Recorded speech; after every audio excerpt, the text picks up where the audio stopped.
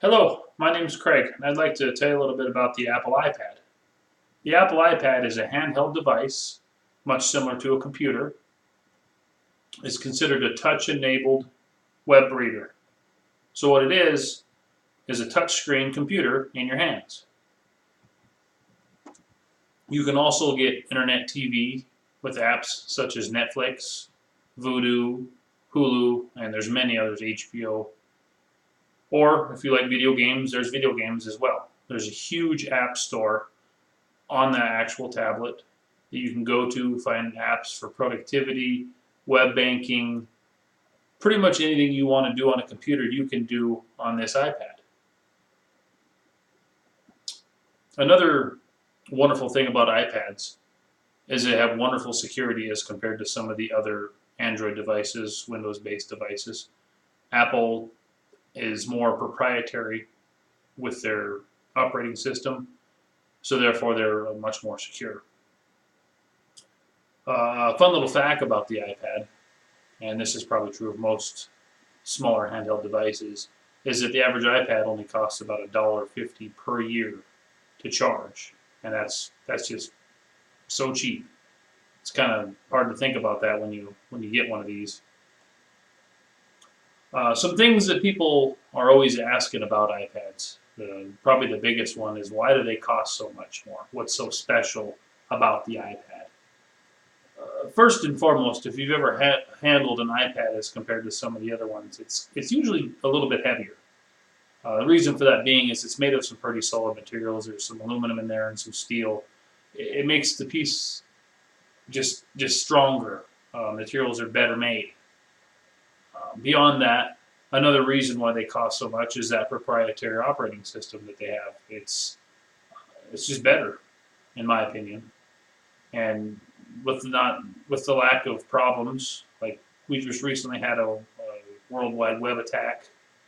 It was a virus that went out, and Apple products are not going to be affected by that.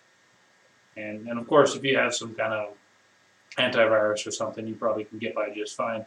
But the point is that Apple products generally aren't the focus of attacks, which, in my opinion, if you've ever been a victim of a virus, is kind of worth something, because it's very frustrating to lose all the data you have to some ransomware or whatever. And another question people have is, what about battery life? Personally, I own multiple iPads. I have one of the original iPads, and while the battery life is not quite as good as it was when it was new, it's still not bad, being 6 years old.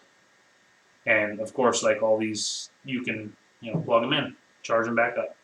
So it's not something that, unfortunately, you can't change the battery on them. You have to take it to a professional and have the battery changed.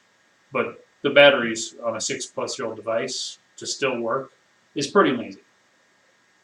And then the last problem that people complain about is storage. Well, if I buy this iPad and it's only 64 gigabytes, that's not very much. And while I'll agree with that, there's no reason to worry about storage so much unless you have a ton of apps. With the iCloud, you could have another location that you store your photos and files on that's not on the actual iPad. You can still access them over the internet. So it's not really a good reason to say that the iPad is bad because it doesn't have a removable storage device. It's just a different way of thinking. Taking your files off of the iPad itself, storing them somewhere safer in the off chance that maybe it gets stolen or you break it or something happens to it that's catastrophic. At least you have your files backed up, your pictures backed up, etc., in a location where you can access them with any device that you have, being it a computer or another Apple device.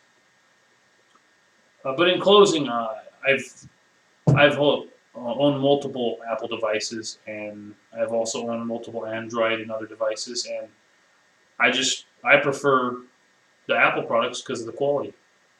It's a much better device.